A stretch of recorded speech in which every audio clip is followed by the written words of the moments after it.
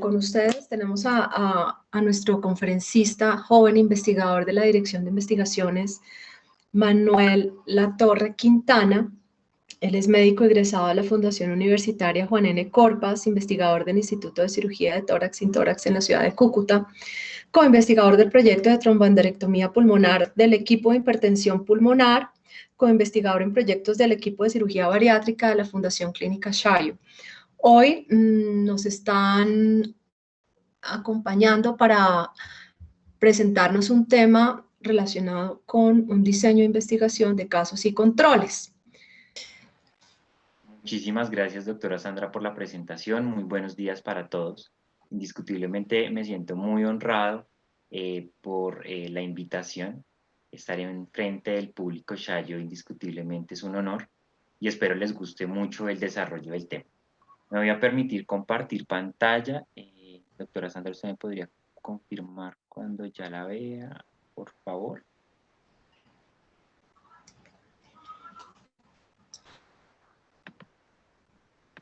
Ya la estamos viendo, Manu. Doctor Manuel Latorre. Muchas gracias. Entonces, vamos a comenzar. Como lo comentó la doctora Sandra, la exposición trata sobre los estudios de casos y controles. Y por eso va acorde al título de la enfermedad de la exposición, pero esto lo entenderemos en el desarrollo del tema. Hoy vamos a hablar de un diseño de investigación epidemiológica muy interesante que reta precisamente al investigador por las fortalezas y dificultades que tienen este tipo de diseños. Entonces, ¿qué son los estudios de casos y controles? Los estudios de casos y controles son diseños de investigación epidemiológica. Son estrategias muestrales, son una forma de recolectar sujetos para poner a prueba una hipótesis.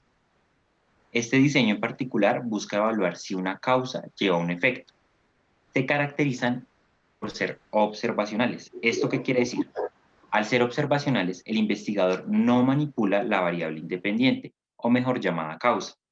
En otros términos, el investigador es incapaz de exponer a un sujeto y a otro sujeto no exponerlo a la causa en estudio. El sujeto se expone de manera natural. Un ejemplo clásico de esto para que lo podamos entender es, por ejemplo, la relación que existe entre el hábito de fumar asociado a cáncer de pulmón. En este diseño, el investigador no decide quién fuma y quién no fuma. El sujeto, por voluntad, decide si está expuesto o no.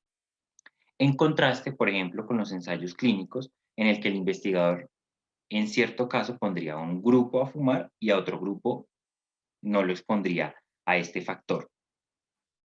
Son analíticos. ¿Y por qué son analíticos? Porque ponen a prueba hipótesis de etiología, es decir, intentan probar que una causa lleva a un efecto.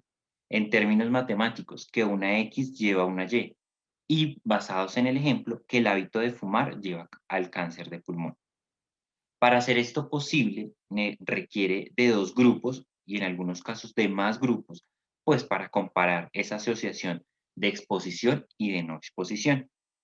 Esto lo comprenderán de una manera más detallada en el transcurso de la presentación. Y adicionalmente son retrospectivos y ya también vamos a entender por qué tienen esta característica. Para hacer esto un poco más interactivo y vencer las limitaciones de la virtualidad, entonces vamos a hacer algunas preguntas. Jimena, por favor, me regalas la primera pregunta.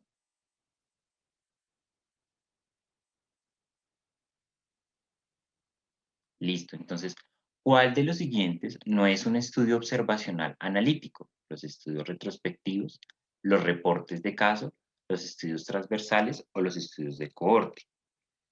Recordemos que conocer los diferentes diseños de los estudios de investigación epidemiológica me permiten a mí tener una aproximación esquemática de cómo vamos a seleccionar los pacientes, la medición de las variables y el análisis de los datos. Por eso es fundamental, digamos, realizar este tipo de preguntas para recordar algunos conceptos como claves. Entonces los invito a que participen. Listo. Demos unos segunditos más.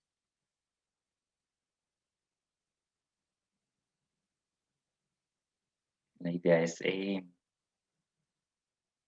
hacer esto bidireccional por medio de esta herramienta. Perfecto, Jimmy. Entonces cerremos la pregunta y miremos cuáles fueron las respuestas. Muy bien. Veo que recuerdan con claridad la clasificación de los estudios. Listo. De los diseños de estudios epidemiológicos. Entonces, como lo recordaron también, recuerdan que los estudios se dividen en experimentales, pseudoexperimentales, observacionales, y esos observacionales a su vez se van a dividir en descriptivos y analíticos.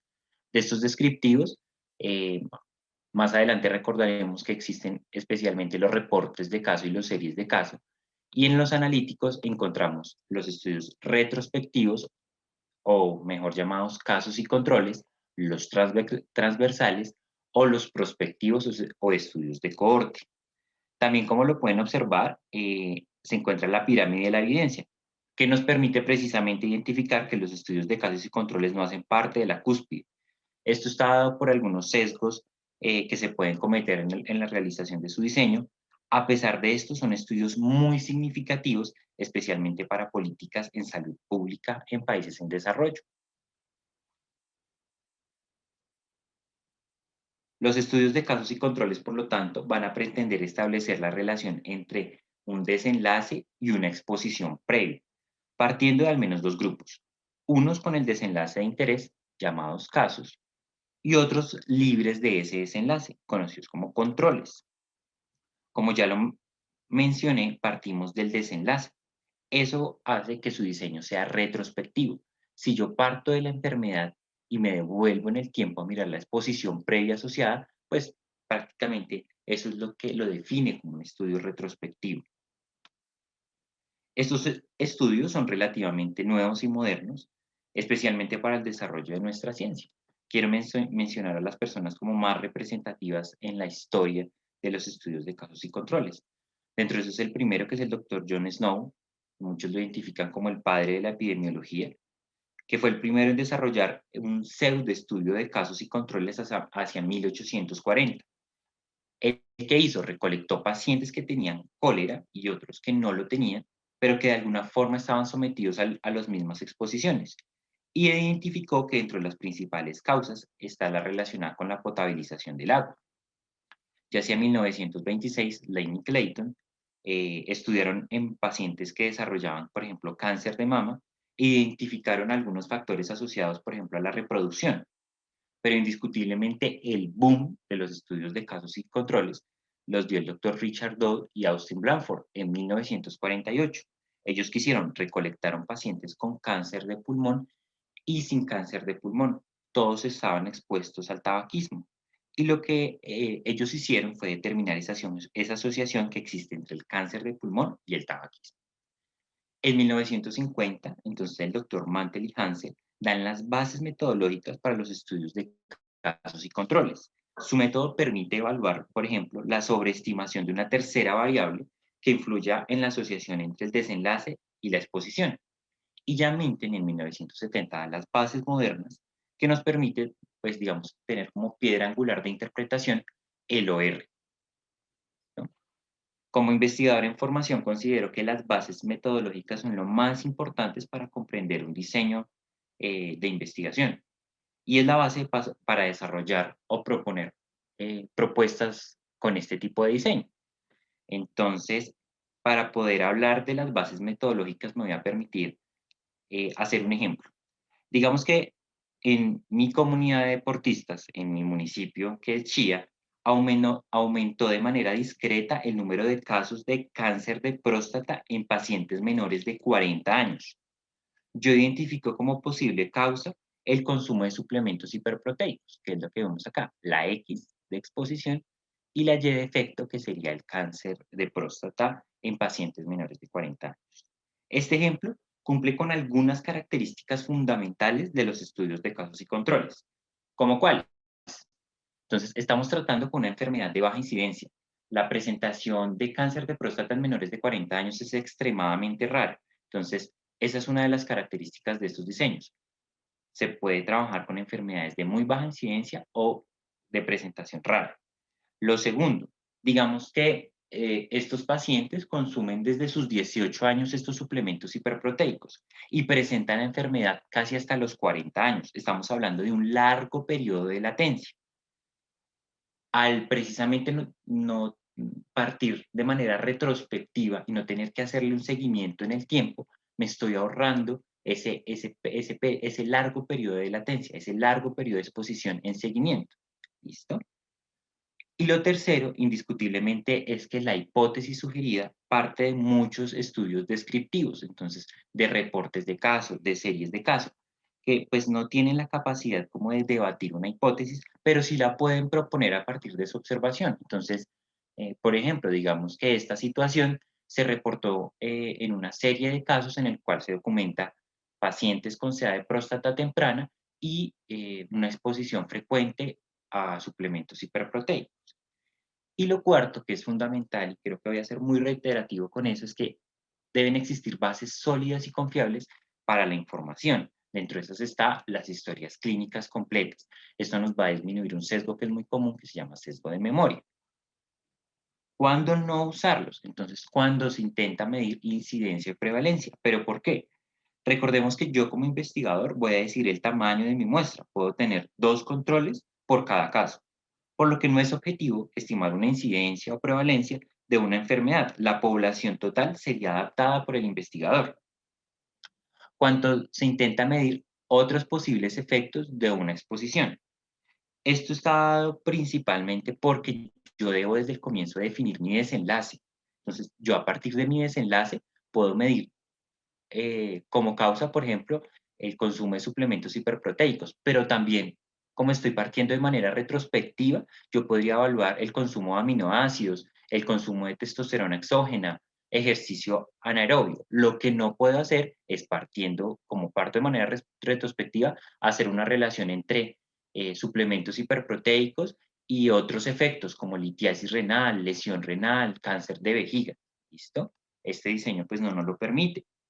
Y segundo, y tercero, cuando se dificulta determinar la antecedencia de la exposición, es decir, cuando yo tengo una comunidad muy heterogénea en el cual indiscutiblemente no sé si realmente son consumidores o no habituales de suplementos hiperproteicos. Definir el desenlace de interés desde el comienzo es fundamental por lo que precisamente les acabo de explicar. Y una vez yo defina el desenlace de interés, debo definir qué tipo de población voy a utilizar, si hospitalarios o comunitarios. Cada uno de estos tiene un pro y un contra. Los pros de los pacientes hospitalarios es que existen pues la disponibilidad y tenemos a la mano la historia clínica que, como ya lo dije, me disminuye el sesgo de memoria. ¿Cuáles son los contras? Que, por ejemplo, el paciente puede entender el participar en un estudio y aumenten sus demandas en la atención en salud y la información que suministre no sea confiable o tenga muchos errores de selección. En cuanto a la comunidad, existen mayores limitaciones indiscutiblemente para la recolección. Pueden existir muchos casos de autodiagnóstico, es decir, un paciente esté en estudio de SEA de próstata, todavía no se le haya confirmado, pero para él ya sea un diagnóstico confirmado, y puede ocurrir también en muchos fallos en la aleatorización. Indiscutiblemente en ese proceso, yo debo darle validez a la proporción en la cual voy a realizar la medición entre la causa y el efecto. Y me regalas, por favor, la segunda pregunta. Entonces, esta pregunta la vamos a realizar considerando como el mayor reto. Entonces, ¿cuál es el principal reto en el diseño de estudios de casos y controles? Selección de casos, selección de controles, los sesgos, que yo los he mencionado como mucho, y todo en general el diseño de investigación. Ustedes ya desde el comienzo les pareció algo muy complejo y consideran que esta es la opción correcta. Entonces, pues nada, ahí está la caja para que puedan votar.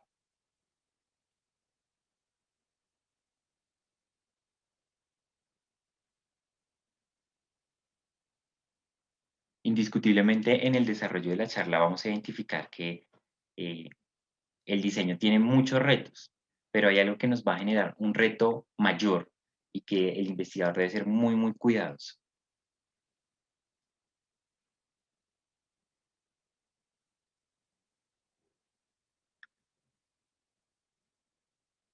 Listo. creo que están muy pendientes porque hubo bastante participación. Listo, Jiménez, cerremos, por favor. Me regalas los resultados. Bueno, entonces para la gran mayoría, los sesgos es el gran reto. Y pues vamos a identificar ahorita que existen muchas posibilidades de sesgos, pero no, la respuesta correcta era la selección de controles y lo vamos a entender ahorita. Entonces, ¿cómo vamos a escoger los casos? Entonces, basados en nuestro ejemplo, vamos a seleccionar nuestros casos de la siguiente manera. Primero vamos a tomar casos incidentes o casos nuevos. La literatura nos dice, recién se diagnostica un paciente, ese es su caso. ¿Listo? ¿Podemos utilizar pacientes fallecidos? Sí, los podemos utilizar, siempre y cuando la causa y el desenlace esté asociada y se reporte en la historia clínica y exista una historia clínica sólida. ¿Qué nos recomienda la literatura? Entonces, no recomienda el uso de pacientes sobrevivientes, ya sea la supervivencia por el desenlace o la enfermedad en estudio.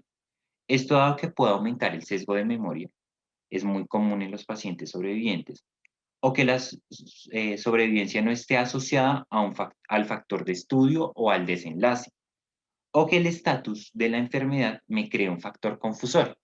No es tan común, pero puede suceder y precisamente por eso no se recomienda utilizar este tipo de pacientes. ¿Cómo escoger los controles? Que es el gran reto de este tipo de diseños. Entonces, primero, los controles se obtienen de la misma base poblacional de estudio. Por lo tanto, los individuos seleccionados como controles deberían tener la misma posibilidad de desarrollar el desenlace o enfermedad. Es decir, este que está pintado aquí de gris debe tener la misma posibilidad que el caso de desarrollar cáncer de próstata. Los controles deben ser comparables a los casos en el sentido de haber tenido la misma probabilidad de haber estado expuestos, digamos, a la causa que se está estudiando. En este caso, pues los suplementos hiperproteicos. Debe tener la misma posibilidad de haber, por ejemplo, consumido durante un tiempo determinado este suplemento. Se debe buscar que los controles sean tomados en el mismo tiempo, espacio o lugar específico de los casos, basándonos claramente en un muestreo aleatorio de la población base. Con los controles se asegura una base poblacional que representen y me permitan determinar precisamente la asociación. Se debe evitar al máximo en los controles factores de confusión. Y para esto nos recomiendan algo que se llama pareamiento de atributos. ¿Qué es un pareamiento de atributos? Digamos, entonces relacionar mujeres, relacionar solo hombres, relacionar mayores de 60, relacionar pacientes pediátricos. Evitar, pero lo debemos considerar en el momento de realizar el análisis. Entonces, esta es la gráfica del estudio que representa precisamente a mi población general, de mi municipio de Chía, deportistas con riesgo de sufrir. Ya los elegibles serían los que tienen un riesgo de sufrir, sea de próstata menores de 40 años, y acá vamos a tener no participantes y participantes. Esos participantes los vamos a categorizar en dos grupos inicialmente, los que desarrollaron la enfermedad, que en este caso es cáncer de próstata, y los que no la desarrollaron. Estos a su vez se van a dividir en los que consumieron el suplemento hiperproteico y en los que no lo consumían. Y los controles también los vamos a dividir de la misma manera. Eso lo vamos a extrapolar a una tabla de 2x2 que nos va a facilitar ahorita sacar el OR, que es la medida de asociación que utilizamos para este tipo de diseño. Estas características son fundamentales para el desarrollo de este tipo de diseños de investigación. Entonces, la primera, la representatividad. Los controles representan a los sujetos que podrían ser casos. ¿Eso qué quiere decir? Para mi ejemplo, los casos seleccionados de los pacientes con CA de próstata deben representar a todos los casos posibles con este desenlace. Y mis controles, sin CA de próstata, deben representar a la población que podían haber desarrollado en cualquier momento la enfermedad y que tiene pues las mismas características. En cuanto a la simultaneidad, se refiere a que se deben seleccionar en el mismo periodo que se obtuvieron los casos. Los controles los debo sacar en ese mismo momento. Entonces, en mi caso, voy a tomar mis controles en el momento que identifico un caso positivo de CA de próstata y que tiene esas características de ser menor de 40 años, ser deportista. Y la homogeneidad es los controles deben obtenerse de la misma cohorte donde surgieron los casos. Entonces, en mi caso, mis controles sin cáncer de próstata los voy a obtener del mismo grupo poblacional en donde extraje los casos, tengan o no tengan el mismo, digamos, como la misma exposición. Para hablar de sesgos, me voy a permitir utilizar este artículo titulado Factores asociados con la presentación tardía y el diagnóstico erróneo de la torsión testicular, un estudio de casos y controles.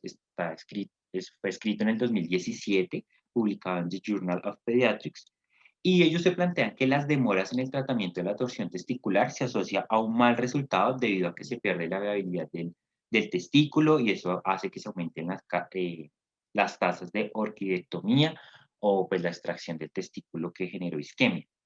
Acá vamos a tener dos variables, una independiente o exposición y una variable dependiente o efecto. La variable independiente o exposición sería la presentación tardía o atípica, como por ejemplo un dolor abdominal difuso. Y la variable dependiente y efecto sería el diagnóstico erróneo que no permitió el tratamiento oportuno de la torsión testicular. El investigador para este diseño, entonces, se someterá principalmente a las desviaciones sistemáticas de la realidad, o mejor conocidos como sesgos. ¿Por qué? Porque el investigador parte de pacientes que ya desarrollaron el desenlace y estuvieron expuestos desde el inicio de la investigación, lo que afecta el grado de relación entre la exposición y el desenlace.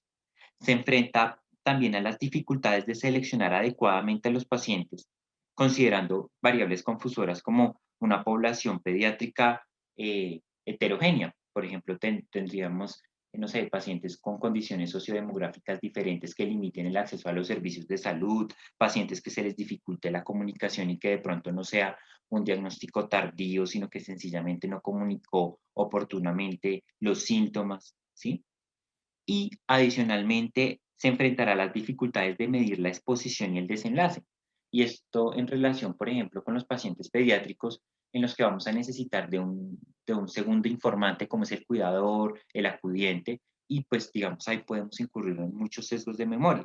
Y se va a enfrentar también el investigador a todos los factores que afecten la relación entre la causa y el efecto.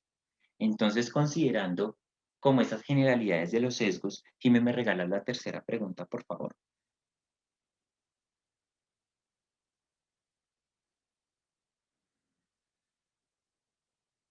Listo, entonces, ¿qué tipo de sesgo está asociado a errores en el diagnóstico de la enfermedad de interés? Los sesgos de vigilancia, los sesgos de sobrevida, los sesgos de medición o los sesgos de selección. Como vamos a identificar más adelante, digamos que para este tipo de diseños los sesgos se van a categorizar principalmente en dos grupos. Pero entonces la pregunta va muy dirigida a errores en el diagnóstico. En este caso, digamos, a las pruebas que yo utilizo para diagnosticar a mis pacientes caso.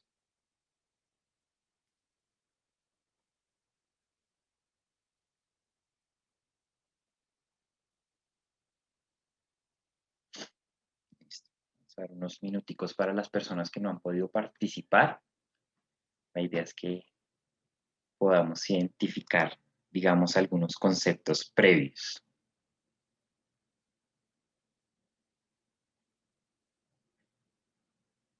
Listo, Jimé, yo creo que ya podemos ir cerrando. Listo, vamos a ver. Muy bien, la mayoría, digamos, acertó. Son sesgos de selección, indiscutiblemente los relacionados con fallos en el diagnóstico. Entonces, como vemos acá, estos son los sesgos más comunes en los estudios de casos y controles. Quiero ejemplificar dos principalmente que son muy relevantes, que son los sesgos de selección y los sesgos de medición. En cuanto a los sesgos de selección, digamos, uno de los que más se incurre es el sesgo de vigilancia. ¿Por qué? Porque, por ejemplo, si nosotros comparamos pacientes quirúrgicos versus no quirúrgicos, a los quirúrgicos se les van a realizar una mayor vigilancia, se les va a realizar muchos más paraclínicos. ¿Qué problema puede generar? Entonces puede tener una mayor posibilidad de identificar otras exposiciones o generar una sobrevaloración del riesgo. En cuanto a los sesgos de medición, digamos que uno de los que a los que más se le debe trabajar es al sesgo de entrevista, dado que el entrevistador puede influir en la forma como se recolectan los datos. Por ejemplo, si el entrevistador es muy minucioso con los casos y ya un poco más relajado o pregunta de una manera diferente a los controles. Entonces ahí puede incurrir en un sesgo. Indiscutiblemente es fundamental aprender a interpretar este tipo de estudios. En próximos seminarios se hablará a profundidad de las bases bioestadísticas de este tema. Hoy solo vamos a definir cómo se interpreta los ratios o razón de productos cruzados o razón de disparidad o como ustedes lo conozcan, porque pues, tiene muchas formas de llamarse.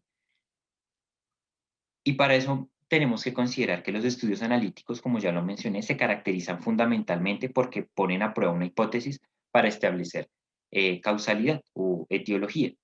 Estos estudios de casos y controles parten de una hipótesis a priori y la idea es aceptar esa hipótesis alterna de asociación entre el caso, entre la causa y el efecto y rechazar precisamente a la hipótesis nula que me cuestiona esta asociación.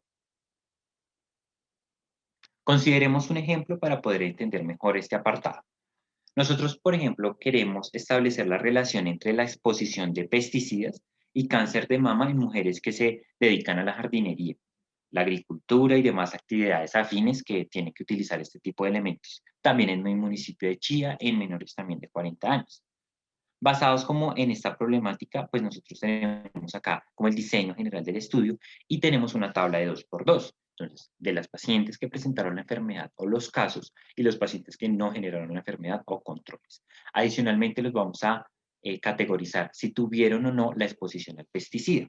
Acá lo que vamos a hacer es generar una comparación entre la frecuencia de exposición a la causa entre los casos, que sería A sobre C, comparada con la frecuencia de exposición a la causa y en los controles, B sobre D. Si ese OR, pues lo consideramos como una de las eh, pilares fundamentales en el desarrollo de estos estudios. Recordemos que en los estudios de cohorte se estimaba el RR o razón de tasa de incidencia que compara la incidencia entre los expuestos y no expuestos. Pero como les dije, en este tipo de diseño no vamos a medir incidencia, vamos a medir frecuencia de exposición. Y para eso entonces utilizamos el OR. Si ese OR me da sobre 1 o me da 1, no existe asociación entre la causa y el efecto, entre la X y la Y. Pero si ese OR me da mayor a 1, se considera que esa causa es un factor de riesgo para el desenlace.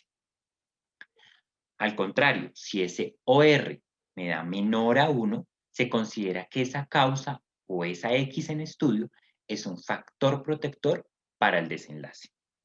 Basados en mi ejemplo del pesticida y cáncer de mama, el OR me dio 1.18.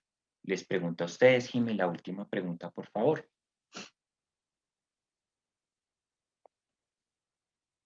Basados en este resultado, el OR de este ejemplo indica que los pesticidas son un factor protector, un factor de riesgo, no existe asociación o llamamos al centro de investigación para que nos saque de la duda en relación al cáncer de mama.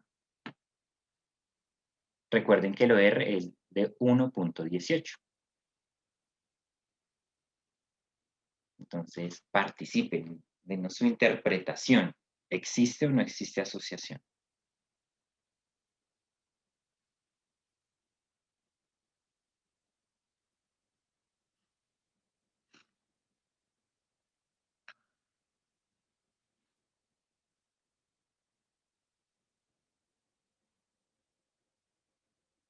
Ok, Jimmy, yo creo que ya démosle chance a las últimas personas y mostremos el resultado. Indiscutiblemente, el OR es mayor a 1, entonces se considera un factor de riesgo. ¿Listo? Parece que están entendiendo muy bien los conceptos.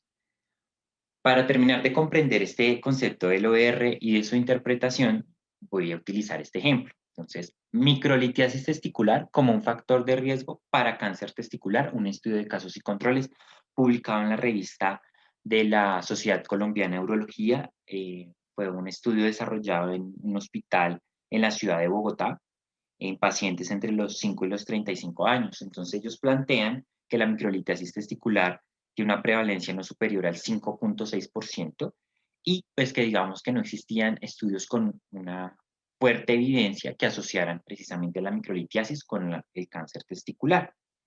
En la mayoría de los casos es un hallazgo incidental.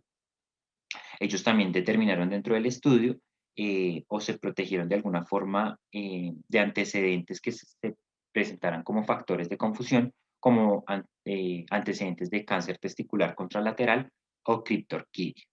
Entonces acá vamos a tener una variable independiente y una variable dependiente. La variable independiente o exposición sería la microlitiasis testicular y la variable dependiente o efecto sería el cáncer testicular. ¿Por qué me gustó mucho este ejemplo? Porque, digamos, me da todas las tablas de 2 por 2. Y adicionalmente me permite ejemplificar algo de lo que he venido hablando, y es, me dan un OR crudo que se relaciona con esta tabla de 2 por 2 de la presencia o no de microlitiasis testicular asociada a los casos con cáncer testicular y los controles sin cáncer testicular. Pero adicionalmente, como ustedes ven, dicen ajustado a tabaquismo, ajustado a edad, y es que ellos consideran otras variables independientes o exposiciones o causas, como lo son la edad. En los pacientes menores de 20 años, indiscutiblemente hay un mayor riesgo de generar cáncer testicular. El tabaquismo, eso también ya se ha comprobado. La historia familiar de cáncer, y alteraciones vasculares como el varicocele. Entonces, ellos ajustan ese OR a esas otras posibles causas de cáncer testicular.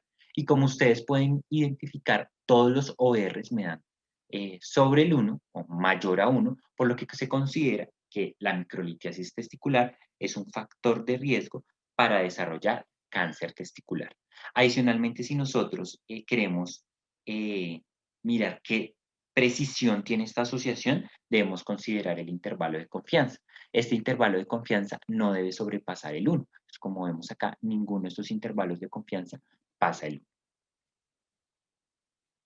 Así como tenemos guías y protocolos para tomar conductas médicas o instrucciones para llevar un proceso institucional, existen unas guías de elaboración para la construcción de estudios de casos y controles.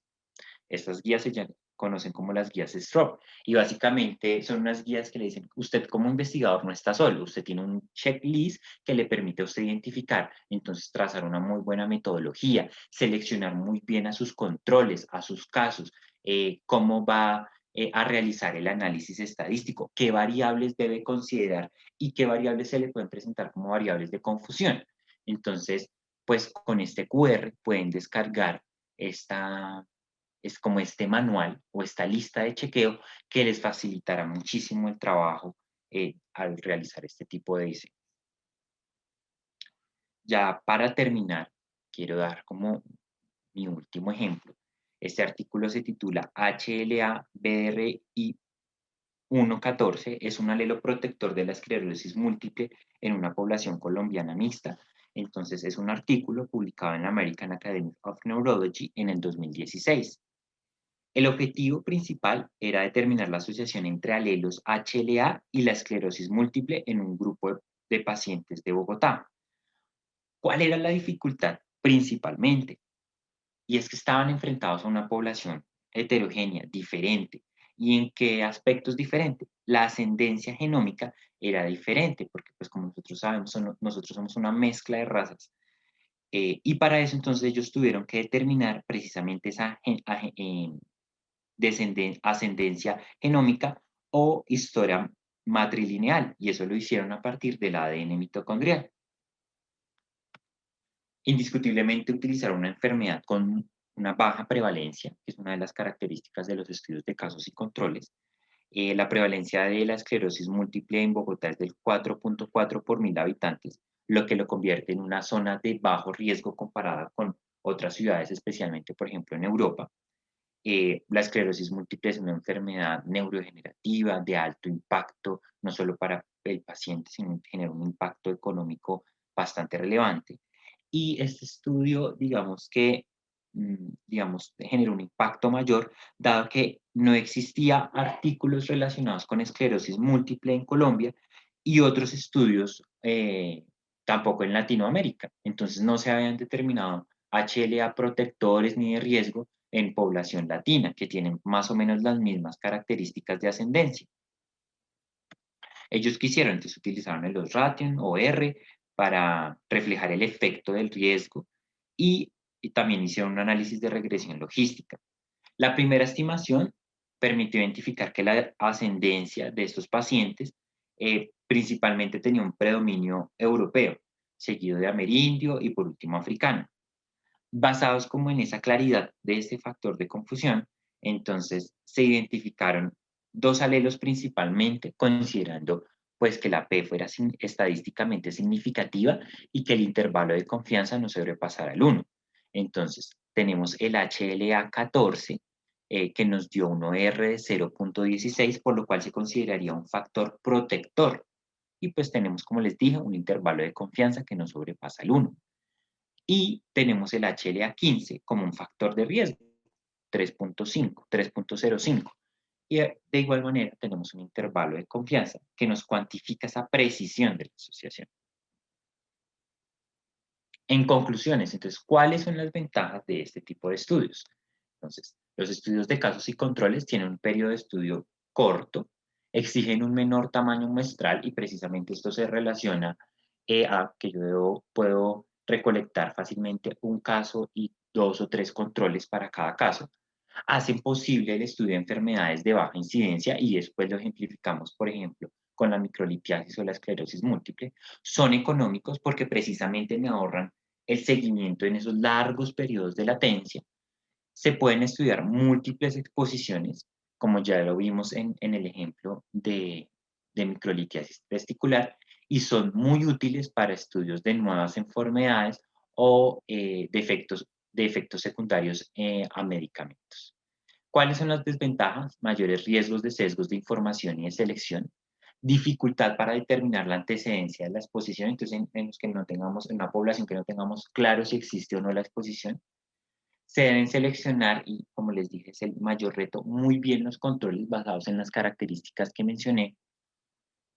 Usualmente no me permiten estudiar otras asociaciones a otras enfermedades, entonces, como lo ejemplifiqué con CA de próstata y evaluar otras posibles enfermedades como litiasis o lesión renal aguda, es ineficiente para estudios de exposición que se presenten de manera muy, muy rara y usualmente no proporcionan estimaciones de riesgos absolutos de la enfermedad.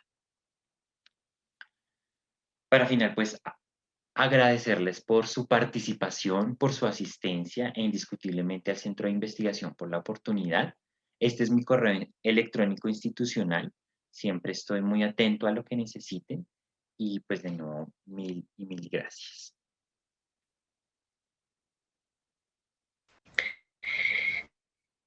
Bueno, Manuel, a ti. Entonces, lo que voy a hacer es procedo a leer las preguntas que surgieron a lo largo de la conferencia.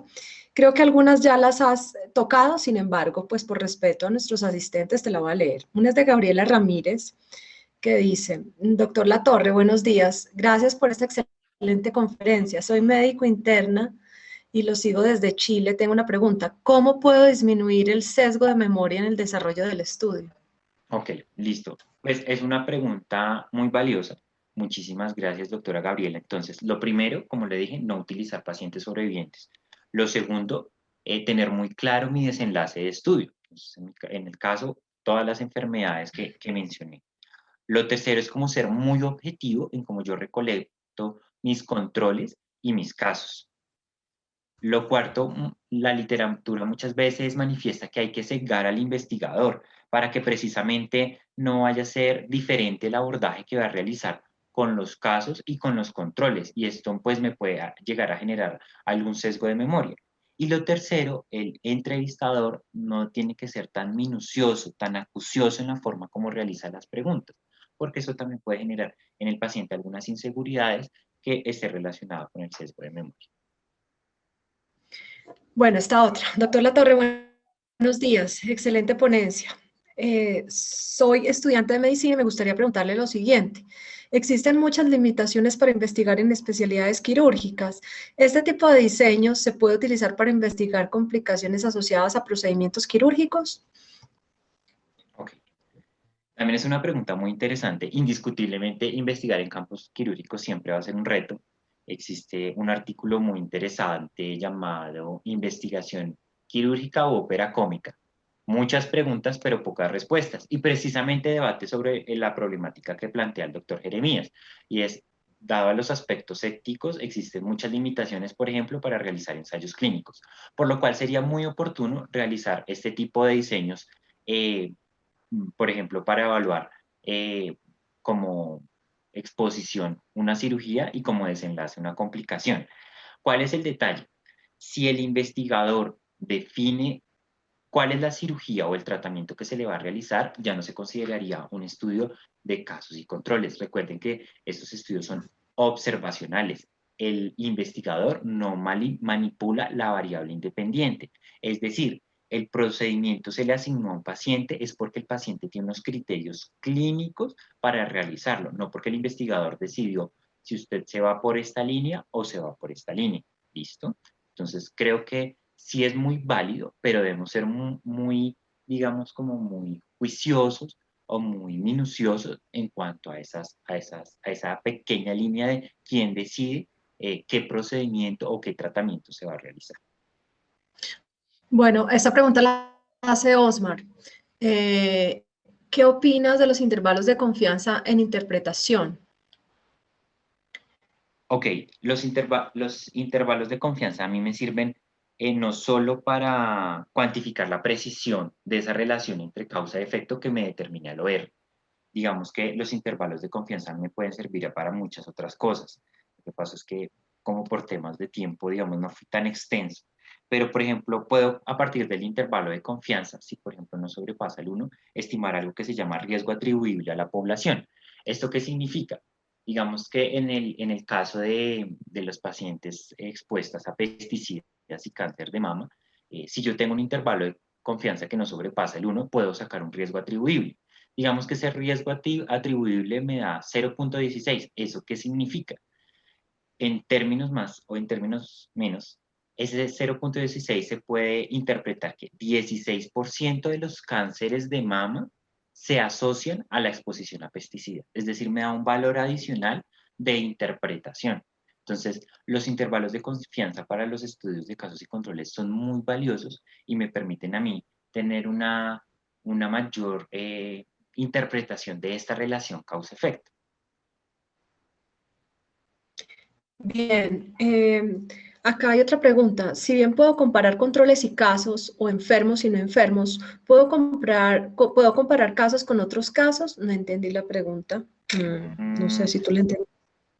bueno, entendiendo un poquito como la pregunta, dentro de los estudios de casos y controles hay unos subtipos que cumplen precisamente las características de los estudios de casos y controles, la homogeneidad, la simultaneidad y la representatividad.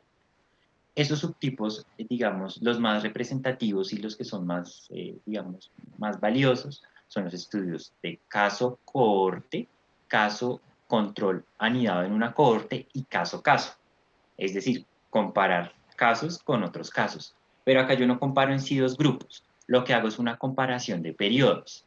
Entonces, digamos, partiendo del ejemplo de cáncer de mama, digamos que yo tengo muy claro en esa población que ya, digamos, tiene presente la enfermedad, que tuvo un periodo de no exposición al pesticida y posterior tuvo una exposición al pesticida. ¿Cuál es el problema con este diseño? Que pueden incurrir en mayor sesgos de memoria, porque yo tengo que digamos, dirigirme hacia ese punto en el cual no existió la exposición y después dirigirme a interrogar ese periodo en donde existió la exposición. Son bien complejos de desarrollar y tienen bastantes limitaciones, como les dije, aumentan los sesgos, pero se pueden realizar. Es decir, yo parto de una población que es solo casos, solo enfermos. Yo quisiera, buenos días a todos. Yo soy Fabián Cortés, director de investigaciones de la clínica. Quisiera complementar dos respuestas que dio Manuel frente a dos preguntas que hicieron. y es la pregunta que hizo María Lucía. Sí, efectivamente, como Manuel decía, hay unos diseños que son muy clásicos, como es el de casos y controles, que él explicó, y hay unas variantes de esos diseños, como los casos y controles anidados a una cohorte, o como en las cohortes, que son las cohortes prospectivas y cohortes retrospectivas. María Lucía pregunta que si es posible comparar casos versus casos. Y digamos, hay diseños que lo hacen así. De hecho, hay un tipo de diseños que se llama caso autocontrol, donde uno es el caso y a la vez es el control. Uno es el caso y se compara bajo uno mismo, pero en unas situaciones completamente diferentes. Lo que pasa es que en el mundo de la epidemiología son diseños que no son tan conocidos y que no son diseños tan aceptados. Entonces no es tan frecuente eh, ver publicaciones de ese tipo porque cuando uno las va a publicar a las revistas no les gusta tanto, porque no son tan de moda, porque a las revistas no les llama tanto la atención, porque en el mundo de la epidemiología todavía no se han desarrollado métodos para analizarse, porque el hecho de que yo me compare yo mismo un antes con un después implica estadísticamente hablando que no son grupos independientes, sino es el mismo sujeto medido dos veces en el tiempo. Entonces implica técnicas estadísticas para grupos pareados. Entonces, si bien es cierto, existen variaciones en los diseños, todavía no hay métodos estadísticos para analizarlos. Entonces, no son técnicas tan populares o diseños tan populares. Entonces, sí existen variaciones, sí existen variaciones en los diseños, pero todavía no son tan populares porque les falta desarrollo metodológico. Entonces, sí se puede hacer, pero le falta popularidad. Respecto a la pregunta que decía el doctor Osmar, los intervalos de confianza es una medida, en epidemiología existen dos grandes errores, es decir, hay dos grandes errores que hay que atacar. Y esos errores son las variaciones aleatorias, que se llama el azar, y las desviaciones sistemáticas, que se llaman los sesgos. Los sesgos no se miden, no se cuantifican. Cuando ustedes estudian epidemiología, ustedes identifican los sesgos de selección, medición y confusión como si fueran, valga la pena el ejemplo, como un epidemiólogo identifica el sesgo, su nariz la va desarrollando de modo tal que olfatea un sesgo, dice, acá hay un sesgo de selección, acá hay un sesgo de medición, acá hay un sesgo de confusión. La cualifica, no la puede medir, uno no puede decir, el porcentaje de sesgos en este estudio es el 10%. Pero por otro lado, el otro tipo de error, que es las variaciones aleatorias, sí se pueden cuantificar y es el azar y se cuantifica a través del valor P. Esa es una medida de el nivel de error aleatorio que tiene un estudio. Y la pregunta de los intervalos de confianza es que cada uno de los errores en epidemiología, el sesgo afecta la validez de un estudio, es decir, qué tan reales o qué tan creíbles son los resultados de un estudio, mientras que el otro tipo de error, que es el azar, afecta la precisión y la exactitud de un estudio. Y eso se ve reflejado es en el valor P. ¿Y cómo ve eso uno? A través de los intervalos de confianza. Cuando el doctor Osmar ve intervalos de confianza demasiado amplios, por ejemplo, 1R de 1.8, que era el ejemplo de Manuel, pero con un intervalo de confianza que va entre 0,5 y 50, eso es un intervalo de confianza demasiado amplio. Y ahí hay un error en imprecisión, en precisión o en exactitud. Y eso se debe, por ejemplo, a un tamaño muestral demasiado pequeño, o una falta de potencia estadística. Entonces, ver el problema de un intervalo de confianza demasiado amplio o demasiado estrecho le dice a uno muchas cosas más que ver simplemente lo R como un factor de riesgo, como factor protector.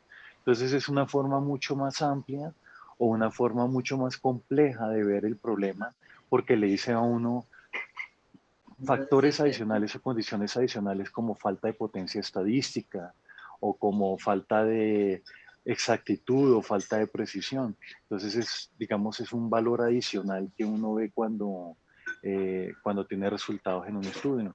Además, le permite inferir a uno el valor P sin tenerlo. Cuando uno ve un intervalo de confianza y no tiene el valor P exacto, uno puede inferirlo a partir de un intervalo de confianza. Bueno, muchísimas gracias, doctor Fabián. Creo que no hay más preguntas ni en la cajita de question and answers, ni tampoco por el chat. Entonces, pues no me queda más que agradecerles al doctor Fabián, obviamente siempre por estar acá dispuesto a brindarnos todo su conocimiento, al doctor Manuel Latorre por toda esa preparación tan juiciosa que tuvo en esta conferencia, y a ustedes por la puntualidad en la asistencia y el interés por querer aprender un poco más sobre todo lo que es el ejercicio de la investigación. Nuestro próximo seminario se va a hacer en marzo 3, cae también un miércoles, generalmente son de 7 de la mañana a 8 de la mañana, respetando obviamente los tiempos que todos tenemos. Muchísimas gracias a todos y Manuel, pues nuevamente muchísimas gracias. No sé si quieres despedirte. ¿Ya? No, doctora, a usted muchísimas gracias por la invitación y pues de nuevo estoy siempre a disponibilidad desde el Centro de Investigación. Feliz día para todos y mil gracias por la asistencia.